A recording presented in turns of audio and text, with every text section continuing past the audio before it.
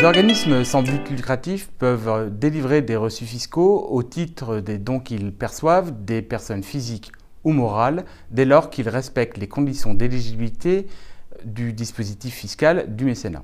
Ainsi, les donateurs peuvent déduire de leur impôt sur le revenu ou, le cas échéant, de l'impôt sur la fortune immobilière pour les particuliers ou de l'impôt sur les sociétés une quote-part du don qu'ils ont effectué. Cependant, ce dispositif est souvent mal appréhendé, voire non utilisé par les donateurs. Alors, comment faire ? Décryptage des cas les plus courants concernant l'impôt sur le revenu et l'impôt sur les sociétés.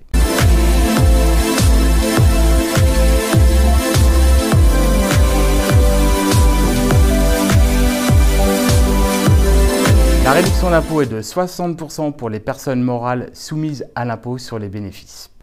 Ce taux est cependant réduit pour les fractions de dons supérieures à 2 millions d'euros.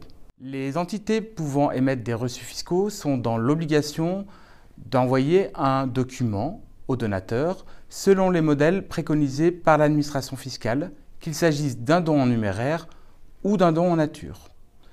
Pour les dons en numéraire, le reçu fiscal peut être établi soit à chaque don, soit de manière cumulée. Pour les dons en nature, tels que la remise de biens, les prestations en nature, mais également le mécénat de compétences, le montant du reçu fiscal doit être déterminé par le donateur sur la base du coût de revient ou de la valeur vénale du bien remis.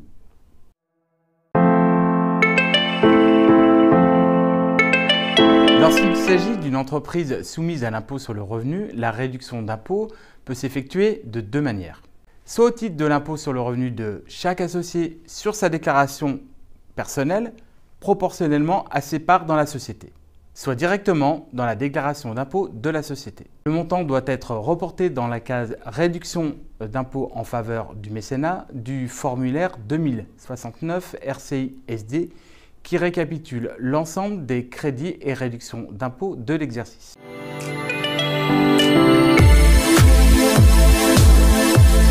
Pour les sociétés soumises à l'impôt sur les sociétés, le processus est similaire avec l'utilisation d'une fiche d'aide au calcul et le report de la réduction d'impôt dans le formulaire 2069 RCI-SD. Point de vigilance, les dons ouvrant droit à réduction d'impôt constituent bien une charge, mais doivent être réintégrés dans le résultat fiscal de l'exercice préalablement à l'application de la réduction d'impôt. À noter, les entreprises réalisant des dons d'un montant supérieur à 10 000 euros par exercice doivent compléter l'annexe de la 2069 RCI-SD, mécénat, liste des bénéficiaires finaux. Celle-ci doit indiquer notamment le montant des dons effectués, la liste détaillée des bénéficiaires, les éventuelles contreparties perçues et également les dates de versement.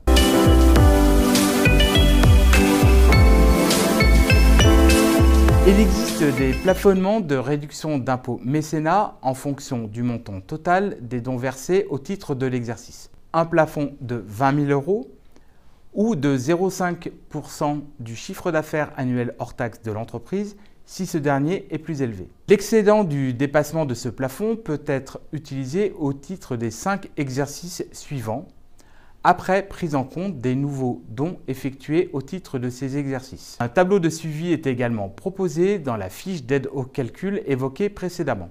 Pour les sociétés, c'est le total des dons versés au titre de l'exercice qui doivent être pris en compte, la date de versement faisant foi.